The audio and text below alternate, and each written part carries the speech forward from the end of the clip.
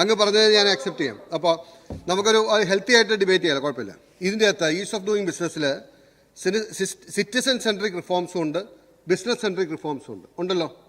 Citizen centric reforms എന്ന് പറയുന്നത് business എൻവയറമെൻറ്റിനെ influence ചെയ്യുന്നതാണെന്ന് അങ്ങേക്ക് പറയാൻ കഴിയുമോ? ബിസിനസ് സെൻട്രൽ റിഫോംസിൽ കേരളത്തെക്കാളും കൂടുതൽ ഗ്രേഡ് കിട്ടിയ സ്റ്റേറ്റ് ഉണ്ടോ ഇല്ലയോ? I say there is states. തീർന്നോട്ടെ. സിറ്റിസൺ സെൻട്രിക് റിഫോംസ് എന്ന് പറയുമ്പോൾ എന്താണ്? അതായത് നമുക്കിപ്പോൾ ഡെത്ത് സർട്ടിഫിക്കറ്റും ബർത്ത് സർട്ടിഫിക്കറ്റും നേരത്തെ കിട്ടുമോ? ഇലക്ട്രിസിറ്റി ബില്ല് നേരിട്ട് അടയ്ക്കാൻ പറ്റുമോ?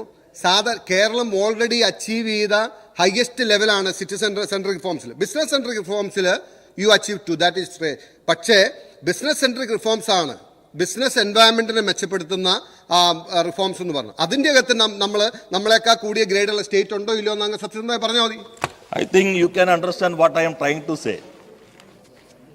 English Minister, please. ഈ മിനിസ്റ്റർ ഈൽഡ് ചെയ്യുമ്പോൾ പോസ് ചെയ്യണം കേട്ടോ. അവിടെ ഒന്ന് ടൈം ക്ലോക്ക് പോസ് ചെയ്യണം. യെസ്, നമ്മൾ I think what you can understand എന്ന് പറഞ്ഞ് ഇംഗ്ലീഷ് സെൻറ്റർ പറഞ്ഞാൽ ഈ പ്രശ്നം തീരില്ല. ഇത് അങ്ങ് പറയേണ്ടത് വേണമെങ്കിൽ അങ്ങേക്ക് പറയാം. അങ്ങേക്ക് എൻ്റെ അപ്പോയിൻമെൻറ്റ് വാങ്ങിയത് കേന്ദ്ര മന്ത്രാലയത്തേക്കാണ്. ഈ റാങ്കിങ് ഒന്ന് മാറ്റണം എന്ന് പറയാം. ഈ സംവിധാനം 28 കിട്ടിയപ്പോൾ നിങ്ങൾ എന്താ പറയാതിരുന്നേ? 28 റാങ്കിങ് ഇതല്ലേ, കംപ്ലീറ്റ് എടുത്തോ. കഴിഞ്ഞ വർഷത്തെ 15 കിട്ടിയപ്പോൾ നിങ്ങൾ എന്താ പറയാതിരുന്നേ? ഓ, 15 കിട്ടിയാൽ നിങ്ങൾക്ക് സന്തോഷം, 28 കിട്ടിയാൽ നിങ്ങൾക്ക് സന്തോഷം. 1 കിട്ടുമ്പോൾ നിങ്ങൾക്കുണ്ടാകുന്ന വിഷമം നിങ്ങൾ കേരളത്തിനെതിരായതുകൊണ്ടാണ്, നിങ്ങൾ കേരള വിരുദ്ധമായതുകൊണ്ട് മാത്രമാണ്. ഞാൻ പറയാം.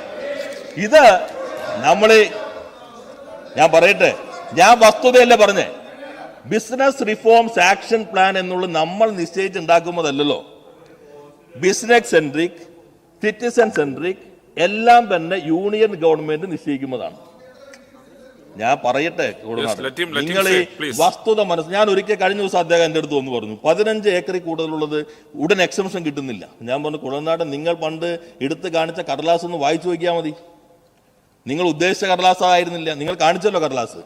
ആ കടലാസ് നിങ്ങളൊന്ന് വായിക്കൂ കുളനാടൻ. നിങ്ങൾ പറഞ്ഞ ആവശ്യത്തിന് ഞങ്ങൾ ഇറക്കിയ ഉത്തരവാ. ആ ആവശ്യം ഉന്നയിച്ച് നിങ്ങൾ വരുമ്പോൾ ഈ ഉത്തരവ് നിങ്ങൾ ഞങ്ങൾക്ക് എതിരെടുത്ത് കാണിച്ചത്.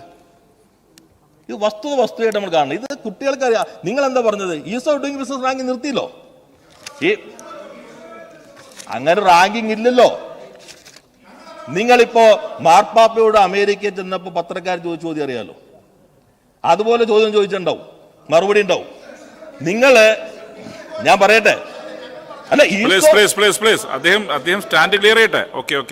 നിങ്ങൾക്ക് ഇത് ഇങ്ങനെ മുഴുവൻ കഴിഞ്ഞാൽ രാമൻ സീതയുടെ ആരെന്ന് പിന്നെ ചോദിക്കരുത്. 2015 മുതൽ BRAP റാങ്കിങ് ഇത് അവർ 28 നമുക്ക് കിട്ടിയപ്പോഴും BRAP റാങ്കിങ് 28 കിട്ടിയപ്പോൾ ഈസ് ഓഫ് ഡൂയിങ് റാങ്കിങ് നമ്മൾ ഏറ്റവും പുറകിൽ നിന്ന് എല്ലാവരും അധിക്ഷേപിച്ചു. നിങ്ങളും കൈയടിച്ചു, നമ്മൾ ചെറുസൂനിച്ചിരുന്നു. 15 കിട്ടിയപ്പോൾ അപ്പോഴും എല്ലാവരും അധിക്ഷേപിച്ചു, നിങ്ങൾ പുറകിലാണല്ലോ. Ease of doing business ranking അപ്പോഴും BRAP റാങ്കിങ്. നമുക്ക് 1 കിട്ടിയപ്പോഴോ നമ്മളൊന്ന് ഉയർത്തിപ്പിടിച്ചു. അപ്പൊ നിങ്ങളെല്ലാം ഇതേതത്